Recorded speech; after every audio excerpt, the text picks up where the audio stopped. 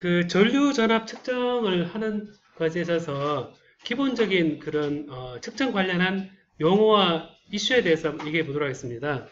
뭐냐면 우리가 이제 아주 민감한 신호냐 아니면 그 데이터가 측정되고 나서 신뢰할 수 있느냐, 우리가 계측기를 잘 이해를 못하면 엉터리 데이터를 측정할 수도 있거든요. 그리고 열심히 측정을 했는데 걔가 노력을 많이 들였는데 신호는 태우고 그 다음에 다시 재현은 못 시키고 알고 봤더니 계측을 잘못했더라 이러면 굉장히 힘들 겁니다. 그리고 얼마나 정확하냐 그리고 얼마나 틀렸냐 라는 부분에 있어서 여러 가지 이슈가 있거든요. 그래서 여러분 보면 민감한 신호라 그랬을 때 sensitivity라는 거는 우리가 정의를 많이 합니다. 정의를 많이 해서 신호로서 가장 작은 수준으로 측정할 수 있는 값, 이게 sensitivity입니다.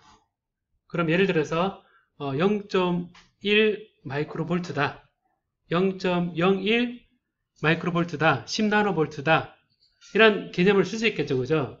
그 다음에 레솔루션은 뭐냐? 그랬을 때는 좀 비슷하게 느껴지는데 관측할 수 있는 신호의 가장 작은 레인지다라는 겁니다. 그래서 이런 보면 계측기에 보면 뭐 3 마이크로볼트, 30 마이크로볼트, 300 마이크로볼트, 3 미리볼트 이런 식으로 10배씩 증가시켜가면서 레인지를 바꿔갈 수 있죠, 그죠? 계측기 보면 항상 그렇거든요. 그래서 우리가 그 10배 바뀌는 거를 1 데케이드 바뀌는 거라고 얘기를 하는데 한 데케이드가 로그 우리 상용 로그의 값으로 변해가는 그런 관점에서 이 레솔루션은 관측할 수 있는 신호의 가장 작은 레인지다 라고 얘기하고 센시티비티는 그 레인지 속에 가장 밑에까지 측정할 수 있는 값이다 라고 얘기할 수 있습니다. 다음에 우리가 이제 신뢰할 수 있는 데이터가 어떻게 되느냐 라고 되어 있으면 repeatability 그러면 연속적인 측정에서 같은 정도로 반복될 수 있는 정도다. 이거는 이제 하나의 실을 갖다 놓고 하나의 소자를 갖다 놓고 여러 번 측정해서 같은 데이터가 쭉 나오는 게 repeatability가 되겠죠. 그죠? 한 번 측정했더니 이거 나오고 또 한 번 측정했더니 이게 나오고 그랬는데 중간에 실효가 타버리면 그게 안 나오겠죠. 그러니까 repeatability라고 되어 있으니까 하나의 환경과 하나의 그 측정 상태에서 계속 측정했을 때 똑같은 게 나오면 repeatability라 그러고 다음에 reproducibility 이건 조금 의미가 좀 다르죠, 그죠? 다른데 실험이 reproducible 하느냐라고 했을 때는 한번 측정하고 나서 그게 repeatability는 있는데 비슷한 조건으로 다른 시료를 만들어서 다른 소자를 만들어서 똑같은 환경을 했는데 걔가 똑같은 패턴을 보이면 reproducible 한다라고 얘기를 하죠. 그러니까 reproduce니까 새로 생성하는 그런 관점에서 실험을 할 때 repeatability하고 reproducibility 할 때 조금 그 일반화시킬 수 있으려 그러면 reproducibility가 있어야겠죠, 그죠? 그러니까 실험 데이터를 reproduce 해라 라고 했을 때 조건을 딱 주고 내가 측정하나 다른 사람이 똑같은 조건을 측정하나 같은 조건이 나오면 그게 진리가 되겠죠. 근데 이제 계속 똑같은 거를 여러 번 반복해서 똑같이 나오는 게 그게 신뢰할 수 있느냐? 꼭 그렇지 않습니다. 항상 그 같은 실수를 하다 보면 리피트하게 계속 반복해서 똑같은 에러를 만들 수 있겠죠. 그죠? 그래서 내가 신뢰할 수 있는 데이터냐 물었을 때 리피터빌리티가 있느냐 혹은 리프로듀스빌리티가 있느냐 그거는 다른 얘기입니다. 그죠? 자, 다음에 얼마나 정확한가? Absolute accuracy는 표준값에 대해서 측정을 했을 때 얼마나 가깝게 측정할 수 있느냐가 이제 Absolute accuracy가 되고 그 다음에 이제 그 가장 기본이 되겠지만 표준값과 측정값 사이에 상대적으로 얼마나 정확하게 측정하느냐. 그래서 1% 99%의 정확도로 표준값과 측정값이 같다. 혹은 accuracy 됐으면 1 나노볼트 차이에 해당되는 만큼 정확하다. accuracy가 있다. 라고 얘기할 수 있겠죠. 얼마나 민감하냐, 얼마나 신뢰할 수 있느냐, 얼마나 정확하냐 이런 것에 생각해 볼 수 있고요. 그 다음에 얼마나 틀렸나 라고 하면 이제 그 에러 자체가 여러분 보는 것처럼 랜덤 에러 굉장히 무한히 랜덤 에러는 많이 평균을 취하면 그 에러 부분은 다 합쳐지면 0이 되겠죠. 그죠? 여기 보면 어떤 값이 있으면 지글지글 했는데 얘들 다 합하면 플러스 마이너스 다 합치면 그냥 합쳐서 0이 될 겁니다. 그래서 이 랜덤 에러가 오면 무한히 많이 평균했을 때는 그건 다 사라지고 없고 원래 참값이 되도록 할 때 그 에러가 랜덤 에러입니다. 여러분 그 랜덤 에러를 굉장히 많이 오랫동안 길게 측정해서 평균해서 삭제한다고 그랬죠. 근데 이거를 우리가 다른 말로 표현할 때 어떻게 하냐면 오랫동안 측정해서 평균을 취하는 작용이 로우 패스 필터를 지원하는 것과 똑같습니다. 로우 패스 필터가 저주파죠. 저주파를 통과시키는 건데 오랜 시간 동안 측정해서 이거를 보는 것이라서 그래서 굉장히 많은 데이터를 평균을 취하는 것은 로우 패스 필터를 지나서 걔를 삭제하는 것과 사실은 같습니다. 자, 다음에 시스테매틱 에러는 참값으로부터 체계적으로 벗어난 에러입니다.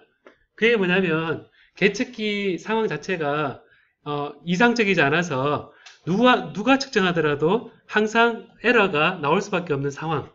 그럴 때에는 우리가 시스테매틱 에러인데 이 시스테매틱 에러가 있는 상태에서 우리가 측정하게 되면 리피터빌리티도 있죠. 그죠? 그 다음에 리프로듀스빌리티도 있겠죠. 그 계측기를 쓰면. 그죠? 근데 이제 시스테매틱 에러를 다른 조건에서 다른 장치로 측정했을 때 과연 그 리피트 하느냐, 리프로듀스 하느냐 비교해 보면 그거는 이제 시스테매틱 에러인지 아닌지를 우리 확인할 수 있습니다. 다음에 uncertainty는 측정해서 이제 나올 수 있는 모든 불확실성을 다 이해하는 거거든요. 불확실성인데 예를 들어서 이런 경우죠. 딱 눈을 보니까 값은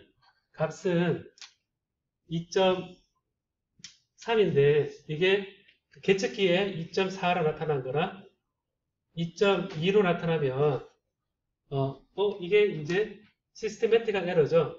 원래 참값이 2.3이면 2.4, 2.2 이렇게 할 수 있잖아요. 그죠? 얘는 얘보다 적다 할 수 있고 2.4는 2.3보다 크다 할 수 있잖아요. 그죠? 근데 우리가 가끔 측정하다 보면 어떤 경우 생기냐면 2.4, 2.35, 2.3, 2.25 왔다 갔다 할 수 있습니다.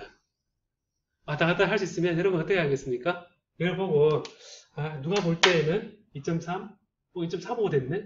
2.25 됐네? 이렇게 왔다 갔다 하겠죠. 그죠? 그리고 어떤 값에서 범위 내에서 출렁출렁거리는 그런 값이 나올 수 있습니다.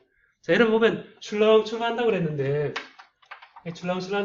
이게 올라갔다 내려갔다 올라갔다 내려갔다 보니까 왠지 이게 뭐인 것 같아요, 여러분? 왠지 사인웨이브 같죠?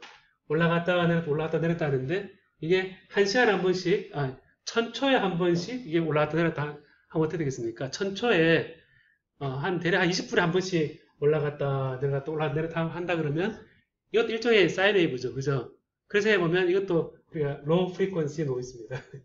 로우 프리퀀시 1mHz에 해당되는 그런 이 옵셋이 왔다 갔다 하는 이런 노이즈가 있습니다. 이런 것들이 우리가 이제 1Hz, 0.1Hz 이런 정도가 사실은 건물이 흔들리는 정도거든요.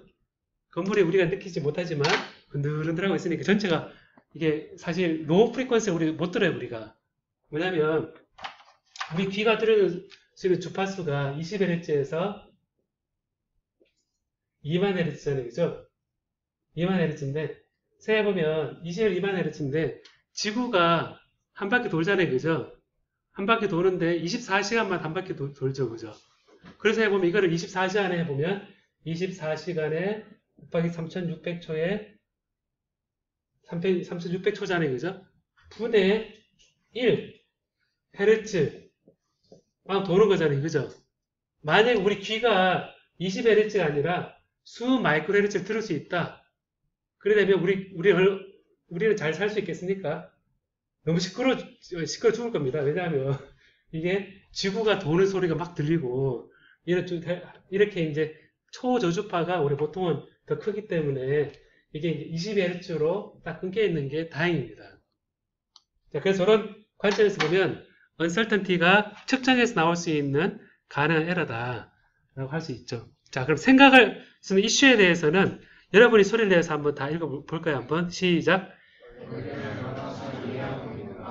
얼마나 정확하게 측정할 수 있나? 얼마나 신뢰성 있는 데이터를 추정할 수 있나? 실험에서 잘못될 수 있는 이유가 될 수 있는 것을 알고 있는가? 간단한 장치로 실험을 손쉽게 할 수 있는가?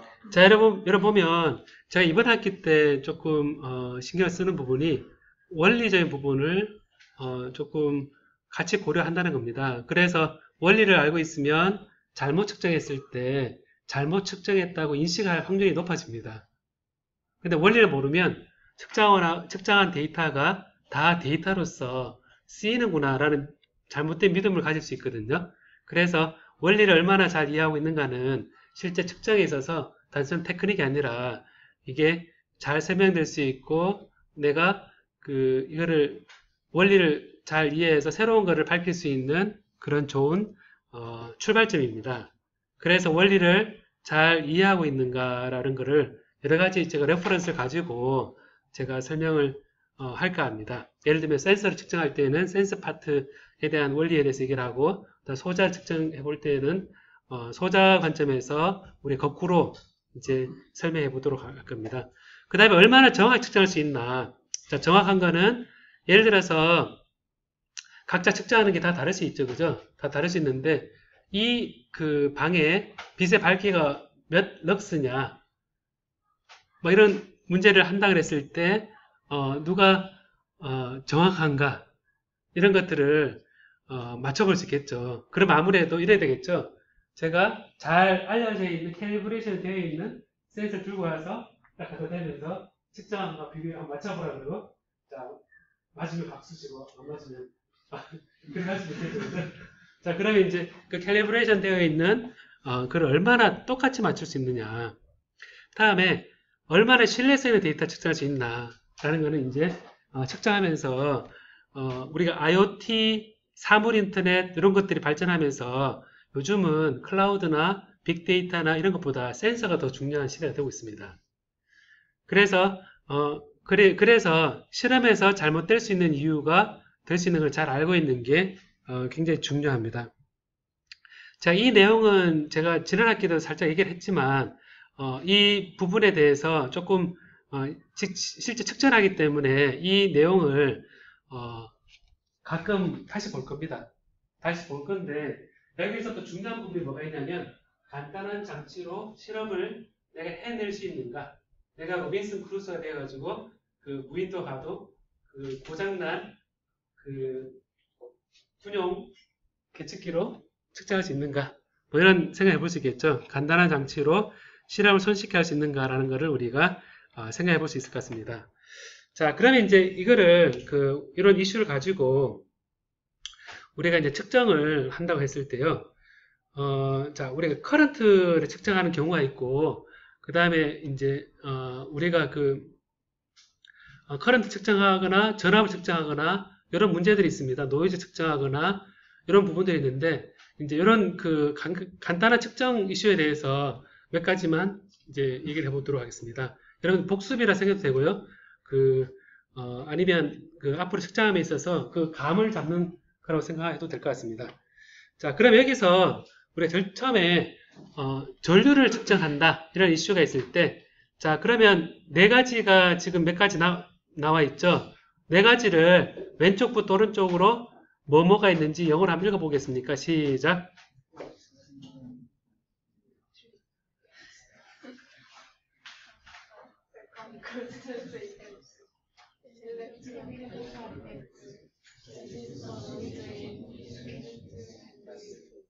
자, 여러분 연구실에 계측기에 달려있는 케이블이죠, 여러분.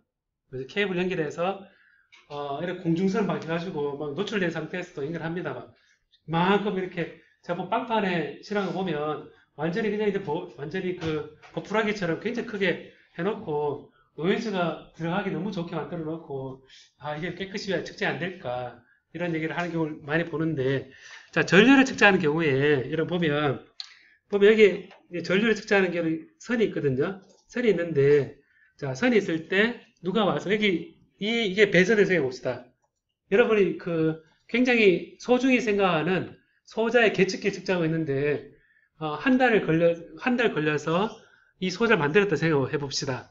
그 소자가 지금 그 DUT 어떤 그 계측기 상태 딱 넣어놓고 있는데 옆에 친구가 와서 아니면 후배가 와서 이러고 있으면 못하고 기분 어떨 것 같아요? 이렇게 있으면 키스테에서 이러고 있으면 어떨 것 같습니다.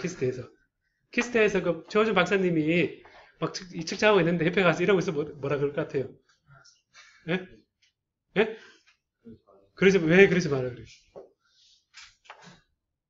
한번 물어봐요. 왜 그러지 말라 그러지? 좀 당돌하다 그러겠죠, 그죠? 자, 생각해보면, 우리 계측을 하는데, 배선을 갖다 놓고, 그래서 고의 모수다 놓고, 밟지도 말라, 근처 오지도 말라, 이렇게 얘기를 할 겁니다. 근데 이제, 여기 몇 가지 예를 보면, 이게, 이렇게, 요래 왔다 갔다 하게 되면, 속에 가느다란 도선이 있잖아요, 그죠? 도선 주위에 뭐가 있습니까? 도선 주위에 뭐가 있죠?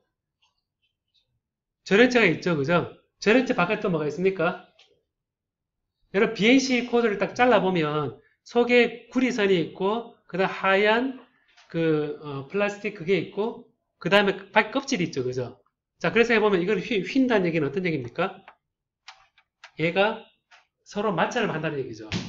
휘어지면서, 여러분 보면, 휠 때, 인슐레이션 되어 있고, 그 다음에 도선이 있고, 그 다음에 여기에 휘면 코엑시얼 케이블 같은 경우는 늘었다 줄었다 하면서 사실상 요 표면에 다른 재질이기 때문에 우리 대전열이라 그럽니다.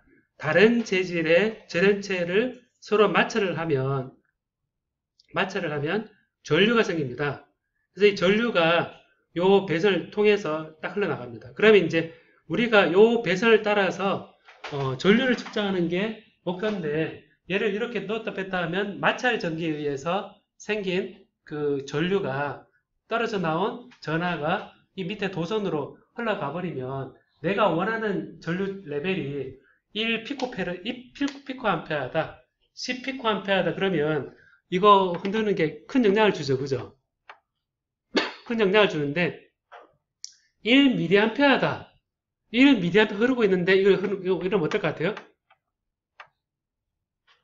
별 영향이 없을 것 같잖아요, 그죠? 자, 그게 어디에 나오냐면 트리보 일렉트릭 이펙트입니다. 트리보 일렉트릭 이펙트거든요. 트리보 일렉트릭 이펙트인데 여기 대략 얼마입니까? 10의 마이너스 15성에서 10에서 8성이니까 10나노암페어죠, 그죠? 그럼 이제 이거를 이렇게 케이블을 막 휘었다 뺐다 하면 그게 대략 생성해낼 수 있는 전류가 보면 10나노암페어, 1fem토암페어 정도인 겁니다. 그래서 보면 일반적인 표준 케이블에서는 10나노암페어까지 전류 에러가 나올 수 있습니다. 막 휜다면. 근데 휜다면 그래 되는데 예를 들어서 근처에 펌프가 있다. 펌프 덜덜덜덜 하는 소리 해봅시다. 그럼 덜덜덜덜 소리가 들린다는 얘기는 뭡니까? 우리 고막에 덜덜덜덜 떨리는 거잖아요. 그죠? 그럼 우리가 이런 배선이 있으면 우리 이렇게 흔들지 않아서 그렇지 얘도 소리 듣겠죠? 그럼 덜덜덜 떨겠죠. 그죠? 생각해보면 소리가 들린다는 자체가 걔를 밀었다 당겼다 하기 때문에 그 소리에 의해서 이제 이 대전열, 종류와 다른 전원체를 이런 거 알잖아요. 머리카락에 이런 책받침을 쭉 하면 얘가 뜨잖아요. 그죠? 뜨는 이유가 바로 트리보 일렉트릭 효과인 거죠. 옛날 보석 호박이죠. 뭐 호박. 그걸 왜 호박이라고 하는지 모르겠는데 호박색이라서 그러나. 보면 이 같은 케이블인데 이 코엑시 케이블인데 위에 보면 스탠다드 케이블하고 로노이즈 케이블이 있는데 로노이즈는 노이즈가 작은 거잖아요. 그죠? 작은 건데 이거는 femto암페어 좀 비싼 피코암페어 수준으로 작고 일반적인 청계천에서 코엑시 케이블 사서 하는 경우는 스탠다드 케이블은 10나노암페어, 1나노암페어까지 할 수 있습니다. 겉보기에는 똑같아 보이는데 까만 그 비닐에 속에 좀 투명한 하얀색 들어있고 구리가 딱 들어있는데 겉보기에 똑같아 보이는데 키슬리에서 비싸게 파는 로우 노이즈 케이블은 스탠다드 케이블하고 뭔가 다르긴 다른 거죠. 뭐가 다르겠습니까? 재료가 다르겠죠. 네, 정확합니다. 재료가 다릅니다. 재료가 다른데 우리가 대전열이라고 알죠, 여러분? 대전열. 대전열이라고 들어보지 않았나요, 여러분? 대전열이라고. 그리고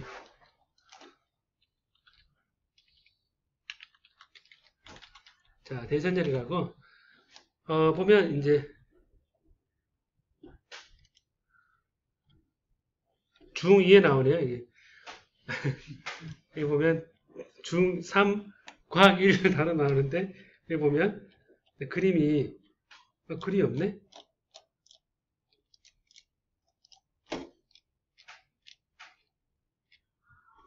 유리컵과 털 가죽의 마찰, 유리컵과 명주의 마찰 해서 이제 그 순서가 서로 전화를 잃어버리기 쉬운 순서로 그림이 되어 있는 게 대전열이거든요.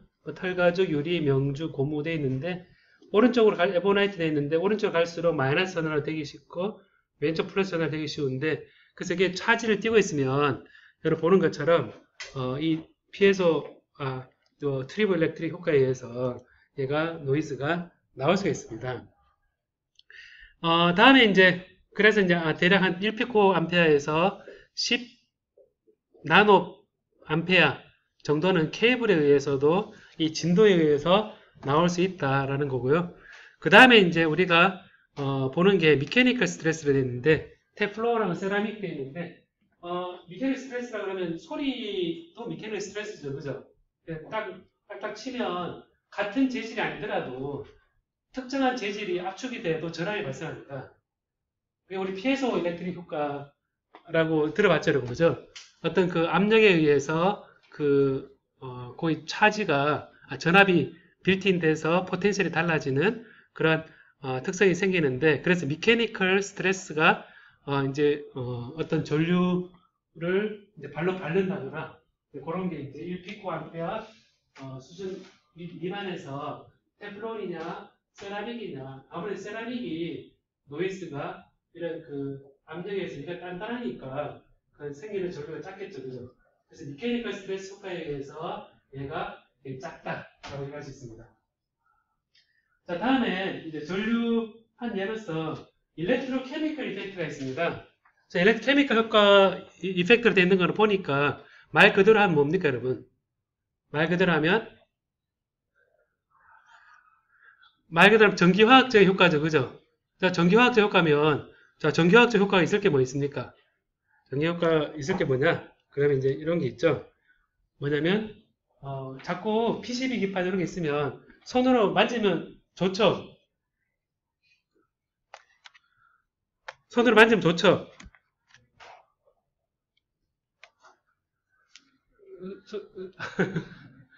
왠지 안 좋을 것 같죠, 그죠? 손으로 자꾸 만지면 안 좋습니다. 왜 안 좋냐면 손에 뭐가 있습니까?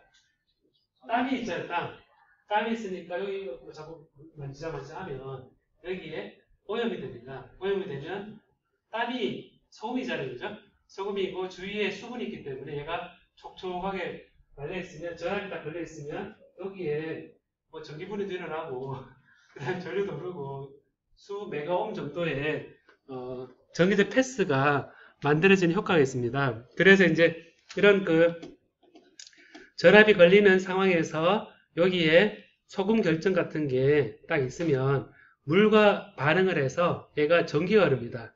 그래, 아이오닉 커런트가 되는데 우리가 이온 커런트는 전기전자공학부에서 전기전자공학과에서 많이 다루진 않는데 센서나 배터리에서는 이온 전류, 이온 전류가 굉장히 중요합니다. 그래서 이런 전기화학적인 효과는 표면이 지저분하냐 아니면 표면이 깨끗하냐 이것에 의해서도 우리가 정의할 수 있거든요. 일렉트로 케미컬 이펙트냐, 클린 서비스냐, 에폭시 되는데 더티 서비스 되는데 이런 것들이 얼마나 깨끗하냐라는 것도 이제 여기서는 대략 얼마 정도입니까? 커런트를 따지면 10나노암페어에서 0.1 피코 암페어 그 사이의 표면에 더러운 정도에 따라서 결정이 되는데 1볼트에 보면 1피코암페어 정도가 1테라옴입니다. 1테라옴. 그렇죠, 여러분. 1볼트를 걸었을 때 1피코암페어가 그런 경우 1테라옴이거든요. 1테라옴인데 1테라옴은 여러분 느낌에 어느 정도냐면 1볼트에 1피코암페어잖아요. 그죠? 이 공기가 어떨 것 같아요? 공기가 1테라옴 정도 어떻게 될 것 같아요? 1테라옴 메타라고 있거든요. 테라옴 메타라고 있는데 제가 그걸 본 적이 있는데 테라옴 메타 제가 볼게요 한번.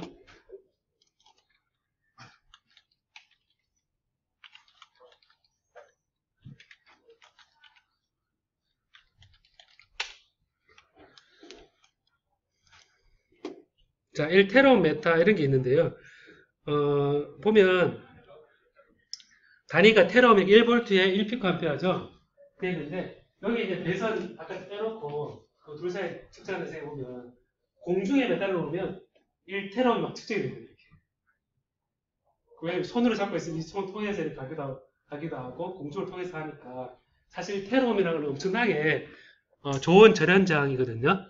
그래서 근데 이제 1피코암페어 수준의 전류가 1볼트에 흐르는 경우가 바로 1테라옴입니다. 그래서 저런 그 1테라옴 정도가 사실은 우리가 전류를 잴 때 영향을 받는 그런 부분을 할 수 있겠죠. 자, 다음에 이제 그 일반적으로 그 서멀 노이즈를 그래서 존슨 노이즈. 그래서 우리 그 저항 있죠, 리지스터. 저항이 왜 생깁니까, 여러분? 스캐터링 때문에 생기죠. 그 차지가 지나가면서 얘가 부딪히면서 이게 민 프리 패스가 생기고 그 민 프리 패스와 이펙티브 모빌리티에 의해서 속도 제한이 있기 때문에 걔가 충돌에 생기는 게 저항입니다. 저항인데 이 저항 때문에 이게 그 노이즈 소스도 됩니다.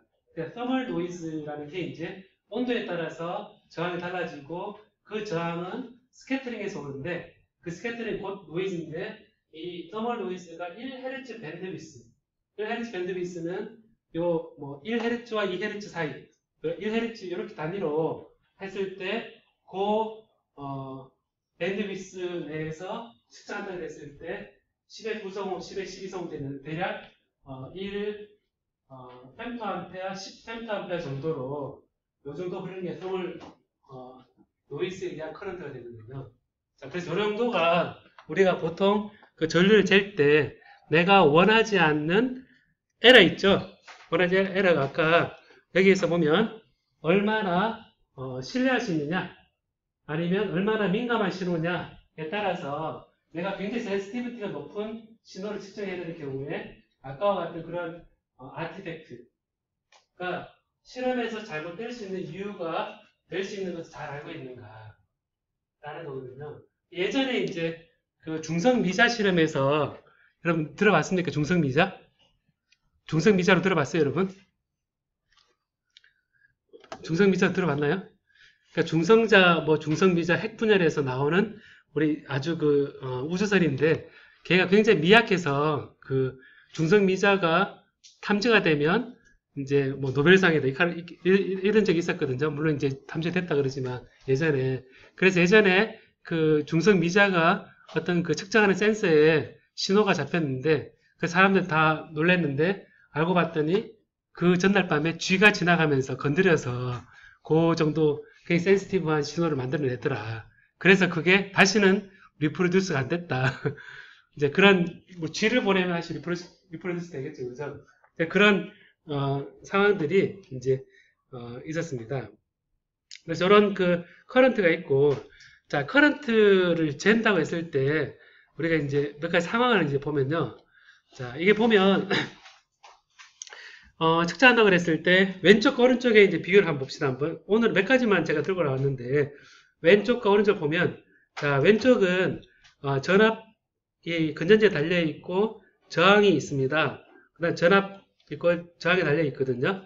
계측기가 이제 하이, 로우 우리 커런트를 측정할 때 빨간색이 하이고 검은색이 로우로 여러분 계측기에서 두 가지 딱 나온 걸 볼 수 있습니다. 볼 수 있는데 이게 이제 어떤 게 있냐면 로우는 이게 이제 요 계측기에서 요 그라운드 연결되어 있는데 약간 이렇게 떠 있는 상황이 되어 있습니다.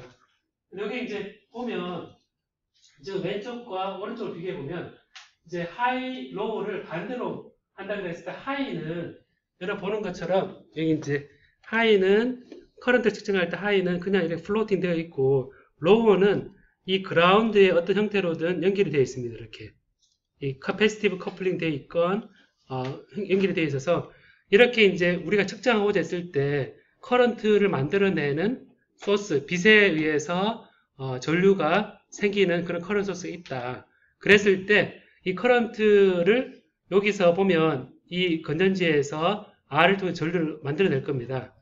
만들어내면 보면 우리가 미상에 알 수 없는 전류원이 밑에 있다고 생각해 봅시다.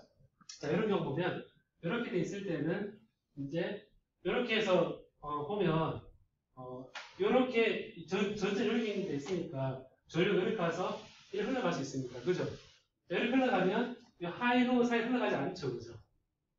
흘러가지 않습니다. 여기서 새로 생긴 전류는 항상 어디로 가려고 그러냐면 낮은 전압으로 가려고 그러는 게 있잖아요. 그죠? 낮은 전압 가려고 그러니까 여기에 내가 원치 않는 노이즈 전류가 이렇게 추가되면 이게 그라운드를 통해서 싹 나가려고 애를 쓰거든요. 근데 예를 들어서 이런 우리 계측기가 지금 보면 하이, 로우, 그 다음에 이렇게 커패스 커플링 그라운딩 되어 있는 거를 얘를 반대로 재면 여러분 생각에는 플러스하고 부호만 반대로 바뀔 거다 생각 들죠, 그죠? 보통은 하이, 로우에서 플러스 값이고 얘를 로우, 하이 바꿔주면 우리가 보통은 그냥 플러스 1이면 마이너스 1 부호만 바뀔 거라 생각하는데 왼쪽을 보면 여기 원하지 않는 전류가 밑으로 흘러가는데 오른쪽을 보면 하이로 바꿔주면 로우 쪽에 이게 그라운드로 가는 경로가 있기 때문에 우리가 원치 않는 전류원이 있다면 얘가 그라운드를 바라봐서 얘가 지나갈 때 이렇게 통과해서 지나갈 수 있습니다. 그래서 보면 왼쪽에서는 전류가 이렇게 흐르면서 건전지에 의한 전류가 여기에 I 메저먼트에 영향을 주는데 오른쪽은 전류가 이렇게 흘러가면 로우 하이가 부호가 반대가 되긴 하는데 여러분 보는 것처럼 이렇게 외부에서 원치 않게 발생한 전류도 이렇게 하이 로우를 통해서 그라운드로 흘러갑니다.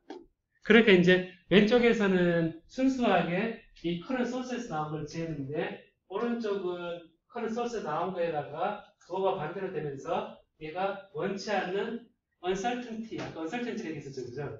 불확실한 전류원이 통해서 딱 나옵니다.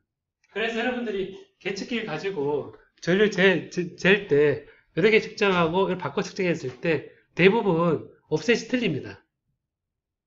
요렇게 잴 때와 요렇게 잴 때 정확히 같은 경우가 없습니다, 거의.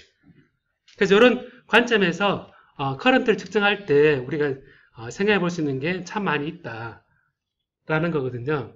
그래서 배선을 할 때 막 지저분하게 한다거나, 그래서 이제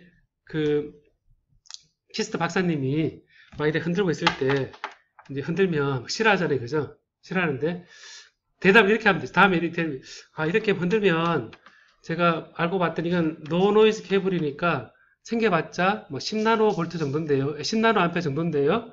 그러면서 우리가 측정하는 1mA 하니까 아무 영향 없습니다. 이렇게 딱 얘기를 하면 키스트 박사님이 뭐라 그랬을까요? 뭐라 그랬을 것 같아요? 좋아하실까요? 꿀렁 딱 때리는 거 아닌가요? 네. 자, 그럼 이게 원리의 입각에서 이제 측정 자체 생각입니다. 그 전류를 측정한다는 행위는 사실은 여러분 잘 알잖아요, 그죠? J는 전류 커런트 덴시티가 J는 N, E, 뮤잖아요, 그죠? 그죠? 차지량이 많거나 혹은 그 차지가 가진 모빌리티가 크거나 하면 커런트 덴시티가 큽니다. 그 양자역학적으로는 여기 이제 N이 이제 우리가 농도 그 사이에 이런 스타 요거와 시간에 대한 변화와 관련이 있습니다. 이런 부분 양자역학적으로 전류 흐르는 거하고 이 전압 밀도에 모빌리티가 주어진 거하고 연결을 나중에 지을 겁니다. 지었는데 전류 커런트 컨덕션 모델인 경우에 이런 웨이브 펑션 이란 개념으로 우리가 전류를 접근을 할 겁니다. 자, 다음에 전압을 측정하는 걸 보겠습니다. 우리가 RC 타임이라는 얘기를 많이 하죠, 그죠? 자, 우리가 뭐 하면, 자, RC 타임이 얼마라서 이게 이제 RC 타임이라는 게 이제 이렇게 어떻게 되냐면 RC 타임이라는 게 보면 자, 그림을 한번 그려볼게요, 한번. 자, RC 타임인데 우리가 전압이 있고 이렇게 있으면 자, 이렇게 일단 생각해 봅시다. 여기에 전압이 된다고 생각해 봅시다. 있으면 이게 RC입니다. 이게 RC죠, 그죠? 자, 그럼 여기 이런 경우에 전압을 딱 이렇게 열어주면 그쪽에서 안 보이겠네. 자, 이렇게 간단한 겁니다, 그냥. 그래서 보면 전압이 있고 그다음 C가 있고 R이 있습니다. 그럼 여기에 이게 없다 그러면 전압이 그대로 측정되겠죠? 그죠? 그러니까 그 얘기 뭐냐면 그냥 공중으로 바로 나오면 그냥 전압 재는 거는 얘가 똑같을 겁니다.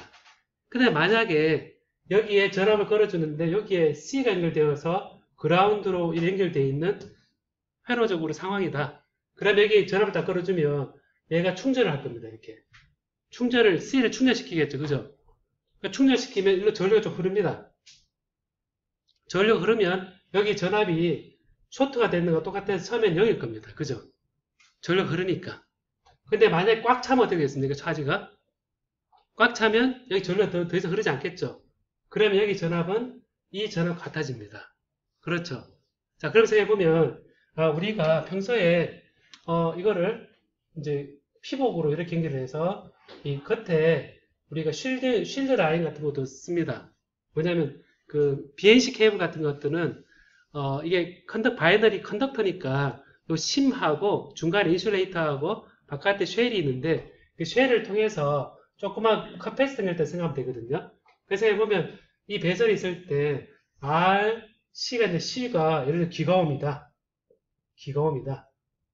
아니면 뭐 10기가옴이다. 10의 10성이잖아요. 그죠? 10의 10성이고 요게 이거네요. 요 위에 요 저항이 10성이고 이게 이제 예를 들어서 100피코페르시다. 100피코페르. 자, 100피코페르시다. 그러면 이제 요 C 값이 100피코페르 정도 되고 저항이 10기가옴이다. 그럼 곱을 하면 어떻게 되겠습니까? 10의 10성하고 10의 10성이 1이죠. 그죠? 자, 그래서 해보면 이런 내가 굉장히 고임피던스의 오래된 건전지가 내부장이 커진 상황인 거죠. 그 오래된 건전지 같이 내부장이 큰 그런 전압원이 있을 때 내가 전압을 측정하는 경우에는 자, 오늘 그림 봐요 한번. 이 RC 타임이 이런 영향을 줍니다. RC 타임이 보는 것처럼 1 RC 타임일 때 엑스포넨셜을 따졌을 때 1 RC 타임이 원래 스테디 스테이트로 초기에 0이고 스테디 스테이트 갔을 때 실제 다가가야 될 값의 63%라는 뜻입니다.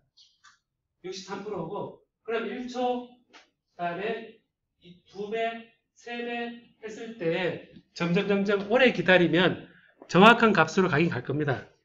가긴 가는데 보면 자, 이 보면 세틀링 타임의 타임 컨스턴트가 1인 경우에 63%, 2인 경우에 86%, 5인 경우에 99.3%입니다.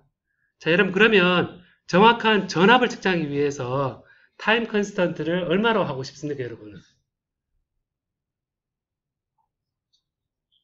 정확한 전압을 측정하기 위해서 얼마만큼 기다리는 걸 원하겠습니까? 길면 좋겠습니까? 짧으면 좋겠습니까? 길수록 좋죠, 그죠?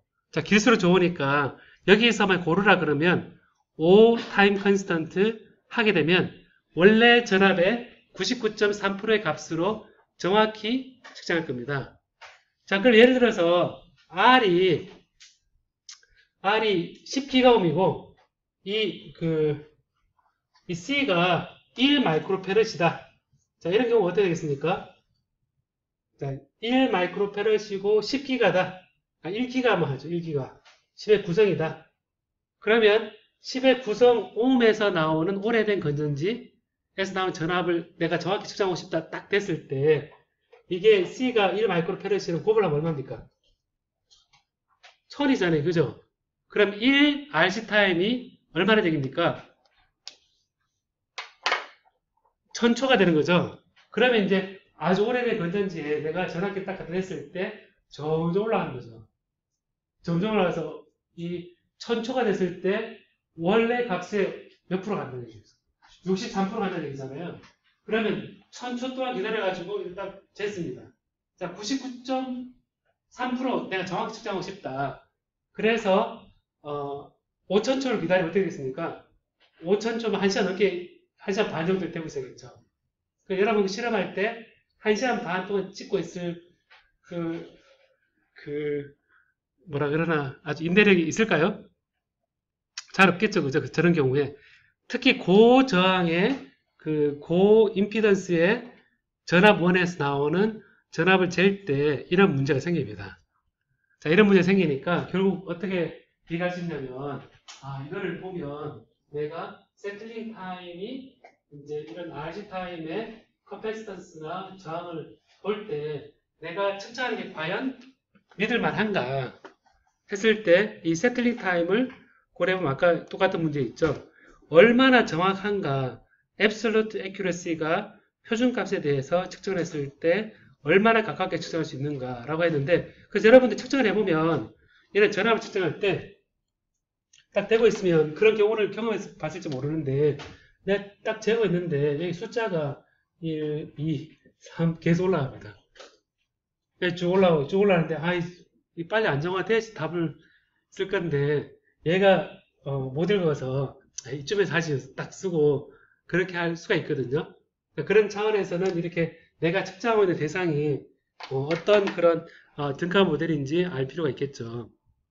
자, 방금 이제 전류와 전압에 대해서 얘기를 했거든요. 전류와 전압에 대해서 얘기를 했는데 한 5분만 쉬었다도 할까요? 네, 5분만 쉬었다. 자, 여러분 방금 그 전류 측정하는 경우에 그 에러가 생길 수 있는 요인에 대해서 얘기를 했고, 전압을 측정하는 경우에 잘못 측정하는 경우에 대한 얘기를 했습니다. 그죠? 한 가지 했는데, 우리가 측정하다 보면 외부에 원치 않는 신호가 많이 들어옵니다.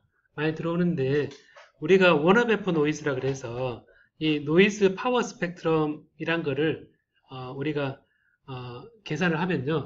우리가 파워라 그러면 I 제곱 R 혹은 R분의 V 제곱이잖아요. 그죠? 그거를 전 주파수에 대해서 푸리어 트랜스폼을 해서 주파수 텀에 있는 개수를 표현한 것이 바로 이 파워 스펙트럼입니다. 근데 여기서 보면 이제 각 주파수 대역에서 이제 노이즈가 이제 외부에서 나올 수 있는데, 이런 전류나 전압 측정할 때 노이즈가 지금 뭐 10-3성, 10-2성, 10-1성, 1Hz, 10Hz, 100Hz 이렇게 되어 있는 거는 그걸 표현한다 그랬을 때 원 데케이드 변화라 그러죠. 2배인 경우 원 옥타브 이런 식으로 해서 이제 원 데케이드 변할 때 우리가 퍼 데케이드라는 단위가 전자소자에서도 많이 씁니다. 그 데케이드의 변화가 이제 우리가 반드시 소자에서도 쓰는데, 그래서 이런 10배 차이가 나는 경우에 이제 이런 노이즈를 보면 대략 kHz 내에서 여러분 전압 변압기죠. 변압기가 오래된 변압기는 막 떨고 있죠. 여러분 지금 요즘은 LED 형광등이라서 큰 건 없는데 오래된 형광등 같은 경우에 소리가 나죠. 그죠? 120Hz 정도 소리가 납니다. 그래서 해보면 험도 있죠. 험담하는 말고 막 떠는 소리, 어떤 진동하는 소리가 파워라인에서 픽업돼 있죠. 그죠? 파워라인 픽업돼 있는데 여기 100V 이렇게 돌고 있는 여기 자석 갖다 대면 떨겠죠. 교류가 로렌츠를 받아서 떨 겁니다. 자기장이 있는 상태에서 전류가 흐르는, 큰 전류가 흐르는 도선이 있으면 걔는 뜹니다. 따라서 홈, 파워 라인이 리플, 그 다음에 세츄레이트 트랜스포머 되어 있는데, 트랜스포머도 이게 전압을 낮은 전압에서 높은 전압으로 바꿔주는 거잖아요. 그죠? 높은 전압을 낮은 전압 바꿔주는 것은 보통 안 쓰는데, 그래서 보면 트랜스포머에서 이제 파워 픽업하는 것이 대략 최대 1kHz에서 60Hz에서 이렇게 60Hz, 120Hz, 180Hz, 240Hz 이런 식으로 계속 60의 정수배 되는 것들을 우리가 하모닉스라 그러는데, 예, 60의 정수배 되는 그런 진동 자체가 계속 이렇게 나올 수 있습니다. 그래서 다음에 요 정도의 떠는 요것은 절원 노이즈입니다. 절원에서 올 수 있는 부분이라서 이제 유의해야 될 부분이고, 그 다음에 이제 여기서 보면 파워 서플라이 스위칭 프리퀀시가 되어 있는데, 여러분 이제 건전지로 형광등을 켠다거나 건전지로 여러분 그 자동차에 12V 잭 있죠? 거기 연결해서 냉장고를 돌린다 그러고, 거기에 연결해서 TV를 예전에 켠다 그러고, 거기에 연결해서 이제 높은 전압 필요로 하는 그런 가전제품을 돌리는 그런 걸 본 적 있죠, 그죠? 파워 뭐라 그럽니까 그게? 뭐 파워 부스터 그러기도 인버터라 그러겠죠, 그죠? 인버터라 그러는데 그거는 작은 DC 전압을 가지고 얘를 우리가 발진을 시켜서 AC로 만든 다음에 얘를 변압기를 통해서 높은 전압을 만들어주고 난 다음에 얘를 정률하거나 아니면 그냥 그대로 AC를 쓰는 경우입니다. 그러다 보니까 우리가 이제 스위치 프리퀀시라는 게 나오는데 DC to DC, 그러니까 DC를 높은 DC를 바꾸거나 DC를 높은 AC를 바꾼데, 근데 이제 DC를 발진을 통해서 AC로 만들 때 많이 쓰는 주파수가 수 kHz입니다. 그러다 보니 여기에는 이제 이렇게 쓰이는 게, 여러분 LCD 모니터 있죠? LCD 모니터 뒤에 그 백라이트 있죠? 그 백라이트가 수은등이죠. 그러니까 수은등에 해당되는 그런 고전압을 필요로 하는 등이죠. 그죠? 그래서 이제 이 도광판을 통해서 여기에 그 백라이트가 들어가는데 걔는 고전압을 필요로 합니다. 여러분 생각해보면 노트북은 DC로 바꾸고 난 다음에 걔를 이용해서 컴퓨터 작동시키죠. 그래서 생각해보면 DC 전압을, 낮은 DC 전압을 높은 고전압의 AC 전압 바꿔서 이 백라이트로 씁니다. 그러다 보니까 이것도 또한 파워 서플라이 스위칭 노이즈의 소스가 됩니다. 이 모니터도. 근데 올레드는 없겠죠. 올레드는 그런 거 없겠죠. 그래서 스위칭 프리퀀시가 대략 켰다 껐다 하는 정도가 주위에 영향을 주기 때문에 이런 우리가 볼 때 그다음 노이즈 소스가 이렇게 되고, 그 다음에 이제 여기에 보면 미케니컬 바이브레이션, 기계적으로 떨림 현상, 그 다음에 템퍼리처 베리에이션 되는데 이거는 밑에 10Hz인데 측정을 하다 보면 하루 종일 측정하면 하루 종일 봄이나 여름 계절을 정해보면 아침, 저녁, 밤 다 다르죠. 그죠? 밤새도록 측정하면 온도가 올라갔다 내렸다 하니까 하루 단위의 주기를 가지고 이 템퍼리처 베리에이션이 이제 있습니다. 그래서 저주파로 가면 대략 1Hz에서 0.1Hz 사이는 건물이 흔들리는 그런 노이즈를 주거든요. 그래, 예전에 여러분 본 적 있습니까? 강변역에 무슨 테크노마트인가? 들어봤습니까, 여러분? 테크노마트가 건물이 흔들린다 그랬었죠. 왜 흔들렸다 그랬었죠? 그랬던 적 없습니까? 여러분 뉴스를 못 봤습니까?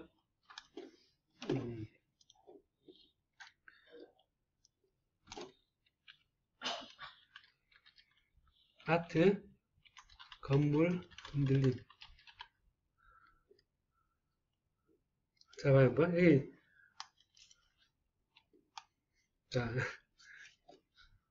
여기 보면, 테크노마트에 지진이 났다 그래서 사람들 대피하고 그랬었거든요. 우리 강변역에 있는 테크노마트 알죠? 휴대폰도 팔고 하는데, 여기에 지진이 났다고 해서 사람들 대피하고 그랬었거든요. 근데 알고 봤더니, 이제 이상 다른 데는 지진이 없는데 여기만 지진이 있는 겁니다. 건물이 흔들흔들 무너질 것처럼 곧 무너질 것처럼 했었거든요. 근데 그게 알고 봤더니 위에 상층부에 이상 진동이 생겼는데 사람들이 태보라고 합니까? 태보? 태권도 비슷한 그 군무를 해서 발을 구르자 39층 건물이 흔들린 겁니다. 흔들려서 이게 정상치 10배가 흔들려서 이제 보면 31층에 있던 기자는 울렁증과 어지럼증을 느낄 정도였다. 그리고 여기 주파수 딱 나오죠. 진동 원인 규명 설명을 열고 2.7Hz 1초에 2.7번 진동되어 있는데 이런 그 고유 진동수하고 딱 맞아가지고 막 쿵쿵쿵쿵 하는데 건물이 같이 흔들린 거죠. 그죠? 그 건물의 고유 진동수를 알면 우리 이 하나과학관도 흔들 수 있겠죠. 그죠? 하나과학도 흔들는 정확히 고유 진동수를 알면 계속 흔들면 어떻게 되겠습니까? 그거 맞춰가지고 이 건물이 어떻게 되겠습니까? 무너지겠죠. 높은 성이 있다. 성이 있어도 그 고유 진동수를 알면 그 고유 진동수대로 박수를 친다거나 정확히 박수를 같이 그때 치고 있거나 발을 구르면 걔가 무너질 겁니다. 자, 그래서 이거를 제가 봤는데 여기에 노이즈 소스로서 이제 우리가 건물 진동 여기 안 나타나 있는데 건물 진동 이런 부분들이 여기 밑에 있는 겁니다. 그래서 이제 우리가 굉장히 그 정밀하게 배터리 있죠, 배터리. 2차 전지 실험을 할 때 배터리 같은 경우는 연료전지나 배터리 전지 같은 경우에 초저주파까지 임피던스를 측정할 필요가 있거든요. 그러니까 그런 경우에 보면 초저주파 측정할 때 요 미리헤르츠, 마이크로헤르츠 이렇게 측정한다 그러면 여기에 굉장히 백그라운드가 크고 여기 건물이 흔들리고 이런 부분도 영향을 줄 수가 있겠죠. 그죠? 자, 그래서 이게 노이즈 부분이 있고 그 다음에 사실은 높은 주파수는 뭐 라디오도 있고 TV도 있고 그거는 뭐 메가헤르츠 이런 부분은 우리가 보통 관심을 가지는 영역에서는 크게 우리가 신경 쓸 필요는 없는데 우리가 이제 볼 때 전체적으로 백그라운드를 우리가 뭐라고 하냐면 화이트 노이즈라고 합니다. 화이트 노이즈. 백색 노이즈라 그래서 이 화이트 노이즈가 이제 같은 레벨에 이런 영향을 줘서 전체 노이즈 레벨은 이렇게 일정하고 그 다음에 이제 전체적으로 이제 원업 F니까 로그 그림에서 보면 이게 로그고 10배, 10배 데케이드고 이것도 10배니까 이렇게 선을 그었을 때 1분의 1이다 해서 이제 원F가 되거든요. 예. 저기 Y축의 단위는 Y축의 단위는 우리가 이제 파워니까 암페어 제곱 혹은 볼트 제곱입니다. 그리고 이제 헤르츠잖아요, 그죠? 얘가 헤르츠는 얘를 곱을 한 값을 해보면 이 곱을 한 게 파워가 되는 거거든요.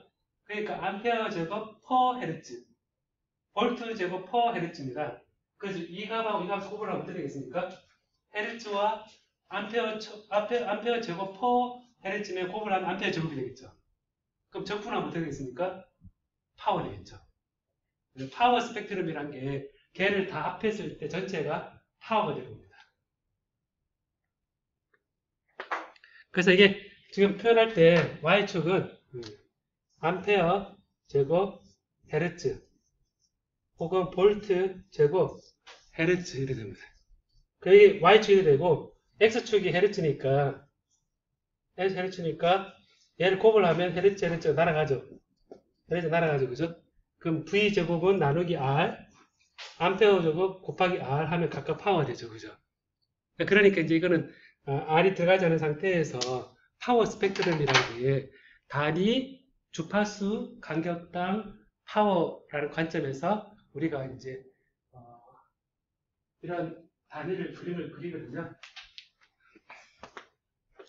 그래서 이런 그 전압을 잴 때 혹은 전류를 잴 때 외부 노이즈 부분에 대해서 우리가 생각을 하고 그리고 이제 대표적인 이 화이트 노이즈의 하나가 바로 이제 서멀 노이즈라는 겁니다.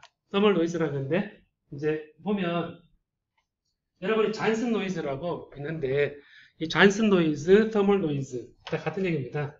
이 잔슨 노이즈, 잔슨 노이즈. 근데 이게 이제 이런 잔슨 노이즈라는 게 4kBT R의 델타 F라고 식이 주어집니다. 이렇게 보면 4kBT R의 델타 F니까 여러분 보면 이 VL의 제곱이니까 노이즈 전압의 제곱이니까 이게 파워 맞죠? 그죠? 평균입니다. 노이즈 전압의 평균이 4kBT R 델타 F인데 여러분 이 식을 음미를 해보면 R이 커지면 커질수록 얘가 어떻게 됩니까? 파워가 커지죠, 그죠? 그 다음에 델타 F는 밴드위스거든요. 밴드위스는 내가 받아들이는 주파수 대역이라고 생각하면 됩니다. 밴드위스가 되게 좁다 그러면 어떤 얘기겠습니까? 밴드위스 좁다는 얘기는 특정한 주파수를 골라낸다는 얘기죠. 밴드위스 넓다는 얘기는 굉장히 넓은 주파수 대역을 측정을 한다는 겁니다. 자, 그래서 해보면 밴드위스가 넓으면 넓을수록 노이즈 전압이 커질 거다라는 것을 여러분이 알 수 있습니다. 그죠? 온도가 높아져도 이 노이즈 전압이 커집니다. 전압이 아니라 이게 파워 스펙트럼이 커집니다. 그 다음에 저항이 커져도 커집니다. 자, 그러면 여기 보면 자, 이게 제곱이잖아요. 그죠? 제곱인데 오른쪽 이걸 보면 노이즈 볼티지라 돼 있죠, 지금. 그죠? 노이즈 볼티지 돼 있는데 요 노이즈 볼티지 제곱이니까 볼티지라면 이건 제곱이니까 일성이 되겠죠. 그러니까 루트 민 스퀘어로 생각해보면 일성이 되면 우변에 루트를 씌워야겠죠. 그죠? 루트를 씌워주면 T의 2분의 1성, R의 2분의 1성, 델타 F의 2분의 1성 이렇게 될 겁니다. 그래서 우리가 잔슨 노이즈의 전압은 V 루트 민 스퀘어는 루트 4kT R 델타 F라고 우리가 주어지거든요. 그래서 우리가 노이즈를 줄여 측정하려고 그러면 밴드위스를 줄여주든가 내가 전압을 측정하고자 하는 그 노이즈 소스의 저항을 줄여주든가 아니 온도를 쫙 낮춰서 서멀 노이즈 줄여주든가 해서 굉장히 주변에 전하의 스캐터링에 의해서 나오는 노이즈를 줄여줘서 우리가 전압을 측정할 수 있거든요. 자, 그럼 여기서 이렇게 보면 제곱이니까 R의 2분의 1승이잖아요. 그죠? 자, 오른쪽에 이걸 보면 이게 10의 소스 저항이 10의 0성, 10의 3성, 10의 6성, 10의 9성 되어 있는데 살짝 봅시다 한번. 요게 1피코볼트에서 지금 10-3성, 10-12성에서 10-3성이니까 이 9성이죠, 9성. 그죠? 구성 변화죠, 그죠? 구성 변화인데 여기서 여기까지 변하면 10의 -3성에서 대략 10의 15성 정도 되죠, 그죠? 그럼 10의 9성이면 그 기울기가 얼마쯤 되겠습니까, 이게? 기울기가 한 2분의 1쯤 됩니까? 아래 2분의 1 정도 됩니까? 그러니까 기울기가 1인가요, 지금? 제가 지금 소스 레지스턴스가 1옴, 1kΩ, 10의 3성 10의 3성인데 이거 한 반 정도 된다, 그죠? 보면 여기서 10의 3성 정도 될 때 요 한쪽에 반 정도 됩니다. 그래서 2분의 1성 맞죠, 그죠? 맞습니다. 그래서 이거 보면 이게 밴드위스가 딱 주어졌을 때 이 R이 밴드위스가 특정한 값으로 주어져 있을 때 1옴에서 1kΩ 바뀔 때 요 까만 영역으로 되어 있는 것은 뭐냐면 우리가 서멀 노이즈에 의해서 결코 측정할 수 없는 영역이다 라는 겁니다. 그래서 이걸 보면 어떤 얘기를 할 수 있냐면 차지가 이 저항에 제가 나중에 설명을 할 건데 오늘은 이 정도만 설명하는데 차지가 저항의 스캐터러 때문에 저항을 발생시키면서 얘가 흔들림의 노이즈를 만들어주는데 이 서멀 노이즈가 루트 4kBT R의 델타 F로 델타 F가 특정이 주어졌을 때 이 그림을 그때그때 다 그릴 수 있을 겁니다. 다 그릴 수 있는데 요 라인, 까만 라인 있죠? 까만 라인인데 요 안에는 서멀 노이즈 때문에 절대 측정할 수 없는 영역입니다. 언설턴티가 있는 영역입니다. 그렇죠. 왜냐하면 이게 저항이 커지면 같이 커질 거잖아요. 그죠? 그래서 쟤를 그렸을 때 Vn 값이 여기 직선을 그으면 이 직선 밑으로는 다 측정하기 힘든 영역입니다. 여러분들 이거를 파이썬으로 한번 그림을 그려볼 수 있겠죠. R이 얼마이고 델타 F가 얼마이고 여기 주어졌을 때 한번 이 그림을 한번 그려보십시오. 그냥 그려보는데 그거는 제가 표현을 제가 한번 해보십시오. 한번 파이썬으로 시언어로 저는 파이썬을 본유하는데 파이썬을 한번 이 그림을 한번 만들어 봤으면 좋겠습니다. 그래서 이제 prohibit by noise 됐는데 여기는 절대 측정할 수 없다는 겁니다. 그래서 서멀 노이즈 때문에 예를 들어서 내가 측정하고자 하는 전압의 소스 저항이 1메가옴인데 이 조건에서는 1피코볼트를 절대 측정할 수 없는 겁니다. 내가 에버리지 아웃을 아무리 많이 하더라도 측정할 수 없는 겁니다. 필터를 아무리 켜더라도 측정할 수 없는 겁니다. 단지 우리 측정할 수 있는 거는 밴드위스를 줄였을 때 이거를 자꾸 낮출 수 있거든요. 그죠? 이걸 한번 그림을 그려봐야지 알 수 있는 부분인데 그래서 이제 노이즈 볼티지 관점에서 4kBT R의 델타 F 이렇게 얘기하는 이가 되고 노이즈 볼티지가 이제 우리가 4kBT R 되는데 이게 커런트 소스로도 우리가 생각할 수 있거든요. 그 노이즈 커런트를 측정해서 4kBT에 나누기 R로 표현되어 있는 형태로 우리가 표현하기도 합니다. 그래서 이제 노이즈 이 부분은 다음에 우리도 얘기하겠지만 서멀 노이즈라는 이런 차원에서 우리가 측정할 수 있는 영역이 있고 조금만 더 하고 2장만 더 하고 오늘 끝내려고 그러는데요. 그래서 노이즈로 인해서 아까 노이즈 패턴을 봤었는데 이 노이즈로 인해서 우리가 측정할 수 없는 영역이 있다라는 거를 여러분들이 이제 본 상태에서요. 그러면 이제 계측기마다 이런 특징이 우리가 보는 게 있거든요. 계측기마다 이런 그림이 이제 정의되는데 이게 지난 학기도 잠깐 언급을 제가 하긴 했었는데요. 이게 이제 측정을 할 때 계측기마다 여기 이제 조금씩 다릅니다. 뭐냐면 아까 서멀 노이즈를 측정할 수 없는 영역이 이렇게 주어진다고 했었는데 이 위는 계측기가 다 측정할 수 있다는 게 아닙니다. 아니고 얼핏 생각해서는 우리가 좋은 계측기는 요 위에 레졸루션이 밑으로 쭉 내려가 센시티비티가 밑으로 내려갈수록 좋겠죠. 그죠? 그러니까 아주 작은 값으로 측정해지는데 이 검은 영역으로는 절대 측정할 수 없고 분명히 요 위에입니다.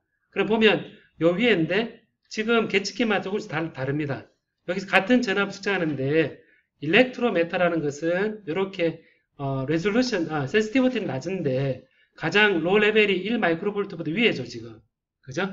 1 로우 레벨이 1 마이크로 큰데 쭉 이렇게 소스 저항이 굉장히 큰 데까지 플랫하게 가다가 최대한 1기가옴 정도까지 거의 같은 분해능을 유지합니다. 일렉트로메타라는 거는. 그래서 이 일렉트로메타는 소스 저항이 오래된 건전지에서 재건, 새 건전지에서 재건, 얘가 그 전압을 측정하는데 거의 같은 센시티비티가 측정을 합니다. 그래서 거의 1기가옴이 되더라도 이 분해능은 센시티비티는 되게 좋죠. 일렉트로메타는. 그래서 보면 같은 전압을 측정하는데 디지털 멀티미터 보통 연구실에서 값싼 전압계 있거든요. 일렉트로메타 말고 값싼 전압계는 보면 얼핏 보기에는 일렉트로메타보다 조금 더 센시티비티 좋죠. 1 마이크로볼트보다 좀 낮아서 더 정밀하게 측정할 수 있습니다. 더 측정할 수 있는데 쭉 가다가 소스 저항 1kΩ만 넘어가도 어떻게 됩니까? 제대로 측정할 수 있는 범위가 쭉 올라가 버려서 1메가옴 되기 전에 이미 일렉트로메타보다는 프레밍이 나빠져 버렸죠. 그죠? 그래서 DMM은 저항 소스 저항이 되게 작은 데서는 굉장히 이상적이지만 소스 저항이 큰 경우 오래된 건전지 같이 소스 저항이 큰 경우는 이렇게 프레밍이 나빠져 버립니다. 나노볼트 메타는 말이 좋아서 나노볼트 메타지 얘를 가만히 보면 이거는 거의 나노볼트 메타로 측정하긴 합니다. 근데 소스의 저항이 1옴, 한 100옴만 돼도 금방 이렇게 커져 버립니다. 이렇게 커져서 지금 예를 들어서 1메가옴 영역에 돼 있는 전압을 잴 때 가장 좋은 거는 뭐겠습니까, 여러분? 여기서 1메가옴에서 나오는 전압을 잴 때 뭐가 제일 좋겠습니까? 일렉트로메타가 제일 좋습니다. 그래서 보면 예전에는 어떻게 했냐면 일렉트로메타가 한 1000만원 하면 DMM 한 200만원? 전압을 잴 때 이거 전압을 재는 게 똑같아 보이는데 왜 얘는 1000만원이고 얘는 200만원일까? 우리 들고 다니는 테스트기는 얼마입니까? 몇만 원이잖아요, 그죠? 그래서 해보면 이게 요 커브가 그 계측기만 다 다르다는 거죠. 그래서 아까 요 까만색으로 표현되어 있는 곳은 절대 측정이 불가능한 영역이다 그랬을 때 그 가장 로우 레벨의 노이즈가 차지의 스캐터링에서 생기는 그런 노이즈 레벨인데 얘는 뭐에서 생긴다는 겁니까? 뭐에서? 덤을 스캐터링에 생긴다는 거죠, 그죠? 절대 측정에서 없는 영역이고 계측기만 이 그림을 다 그려놓으면 우리가 측정을 믿을 만한 영역까지도 우리가 구별을 할 수 있을 겁니다. 자, 그래서 여기에 이제 측정을 할 때 우리가 이제 오늘 보여줄 마지막 슬라이드인데 이제 가끔 가다가 이제 아주 센시티브한 소자를 측정할 때, 전압을 측정하고자 할 때 이런 것도 가끔은 합니다. 뭐냐면 여기 보면 오른쪽에 암메타 돼 있죠, 지금 여기 위에 투 피드백 암메타 돼 있는데 암메타라는 것은 전류계는 이 플러스와 마이너스 단자의 저항이 얼마나 됩니까? 저항이 없잖아요, 그죠? 그러면 저항이 없으니까 그 사이에는 포텐셜 차이가 있습니까, 없습니까? 없죠. 자, 그런 생각이 있으니까 내가 전류를 재는데 전류를 잽니다, 이렇게. 전류를 재는 누가 마음먹고 100V 팍 흘렸습니다. 어떻게 되겠습니까? 이게 거의 쇼트인데 100V 팍 흘리면 어떻게 펑 터지겠죠? 그죠? 내가 전류를 재고 싶은데, 오른쪽 전류를 딱 재고 싶은데 전류의 특성상 얘는 거의 쇼트된 거와 똑같은 저항이 없는 영역인데 저기 하이로우에다가 100V 팍 걸어주면 얘는 펑 터질 겁니다. 거의 저항이 0이니까 전류 그래서 이런 다이오드를 달아주면 어떤 효과가 있겠습니까? 이 다이오드를 달아주면 이게 포텐셜이 거의 없다 그랬죠, 그죠? 포텐셜이 암메타 쪽에 거의 쇼트되어 있기 때문에 포텐셜 차이가 없다 그랬습니다. 없다 그랬으니까 여기에는 전압 차이가 없는 거잖아요, 그죠? 근데 여기는 그러니까 이거는 0.7V 이상 되어야만 ON이 되죠. ON이 되니까 평소에는 작동 안 합니다, 얘는. 그냥 오프되어 있는 상태입니다. 왜냐면 이게 쇼트되어 있으니까. 근데 이상한 이유로 이상한 전압이 팍 들어왔다. 그랬을 때 얘는 그때 0.7V보다 위로 갑자기 순간 들어오면 얘는 켜지면서 일로 안 가고 여기로 그냥 쇼트 딱 지나가 버립니다. 이렇게. 여기가 높으면 여기 일로 지나가고 여기가 높으면 일로 지나갑니다. 결과적으로 보면 이 뒤에 뒷단에 암메타가 상하기 전에 얘가 미리 흘려버려서 평소에는 작동하지 않다가 미리 흘려버려서 뒤를 보호하는 회로가 됩니다. 그래서 이걸 보면 여기 이제 요 위에는 이 위가 똑같죠, 그죠? 하이로우 돼 있는데 가드라는 거하고 하이에 돼 있으면 요래 붙인 거 보면 여기는 쇼트되어 있는 상황 같은데 여기서 요 사이에 전압이 확 들어왔을 때 얘가 이래 톤 온 되거나 이래 톤 온 돼가지고 이 뒤에 쇼트되어 있는 거를 보호를 해줍니다. 해주고 다음에 이제 요런 같은 경우는 제너 다이어드죠, 그죠?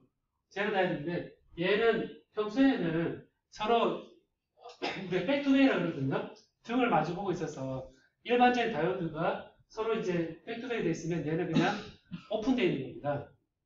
전류가 전압 안 흐르는 거거든요. 오픈되어 있는데 실제로 여기에 높은 전압이 흐르면 이 제너 다이오드라는 역방향에 턴온 전압이 있습니다. 턴온 전압이 있어서 이거와 똑같을 거랍니다. 이게 이제 쇼트 딱 되면서 이 역방향에 그 쇼트 딱 되고 그 다음에 얘는 순방향이 있거든 쇼트 확 되어버립니다. 그래서 요 위에 플러스 확 들어오거나 밑에 플러스 확 들어오거나 했을 때 얘가 전기가 딱 흐르면서 뒤에 흐르지 않게끔 해주는 역할을 합니다. 그래서 두 가지가 이제 우리가 측정하고자 할 때 제가 오늘 간단하게 어떤 전류, 전압 측정하면서 이제 오버로드 프로텍션이라든 이런 부분들이 우리가 이제 생각을 해볼 수 있는 좋은 영역이라는 겁니다. 그래서 제가 이제 요게 이제 오늘 제가 여러분 제가 이걸 올려놨거든요. 올려놨는데 이제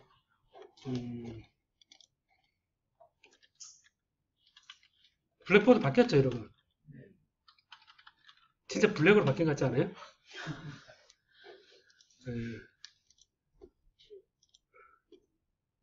블랙보드가 클라우드로 올라갔거든요.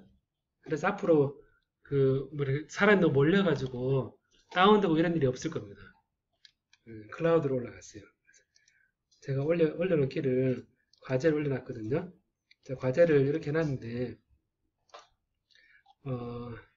아까 얘기했던 것처럼 노트북을 이용해서 이제 빛세계 측정하기가 이제 다음 월요일날 어떻게든 여러분들이 같이 준비해 와서 이 방안에 빛세계 측정하는데 파워는 없습니다. 노트북은 여러분 제2세계 USB랑 있어야겠죠, 그죠? 센서 연결되려면 그러면 이 노트북으로 수업 시간에 빛세계 측정하고 걔가 빛의 세계에 따라서 왔다 갔다 하는 거를 해봅니다. 해보고 그 전압을 측정하는 부분이고요. 전류를 측정하는 부분으로 해도 되고 센서를 적절히 센서 나오는 거를 각자 노트북에 연결을 해서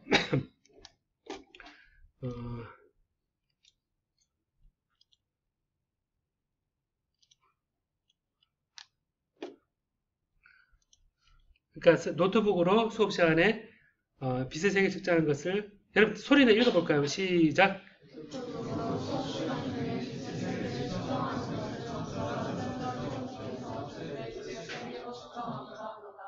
어떤 프로그램과 어떻게 측정하는지 각자 노트북으로 측정한 점을 설치하고 적절한 센서에서 나오는 신호를 측정하고자 합니다.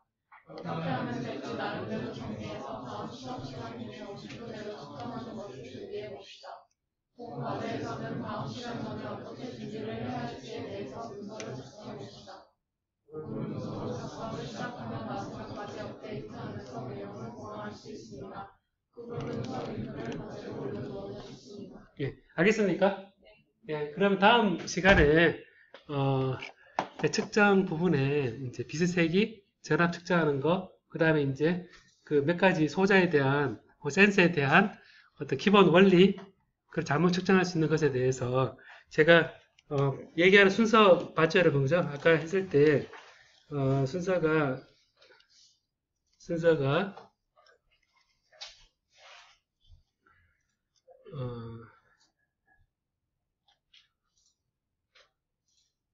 자, 이거네요. 자, 순서가 처음에 30분 정도 제가 얘기를 하고 그 다음에 10분 동안 여러분들이 재배치를 해서 시작해서 50분 동안에 최대한 깔끔하게 측정하고 절대값을 측정해서 오늘 얼마나 정확한가, 얼마나 신뢰성 있는가, 얼마나 리피터빌리티가 좋은가, 리프로듀스빌리티가 좋은가, 그 조건들이 있었죠. 그 조건에 따라서 측정을 최대한 하고 그 다음에 30분 동안 제가 다니면서 그 전에 50분 할 때 다니면서 괜찮은 좀 딱 해서 앞으로 나와서 발표를 공유하는 시간 가지도록 하고 그다음 측정에 있어서 이제 있을 수 있는 에러 같은 거에 대해서 이런 구조, 시간이 좀 달라질 수 있는데 이런 구조로 해서 진행하도록 하겠습니다. 자, 오늘까지 하도록 하겠습니다. 네. 네.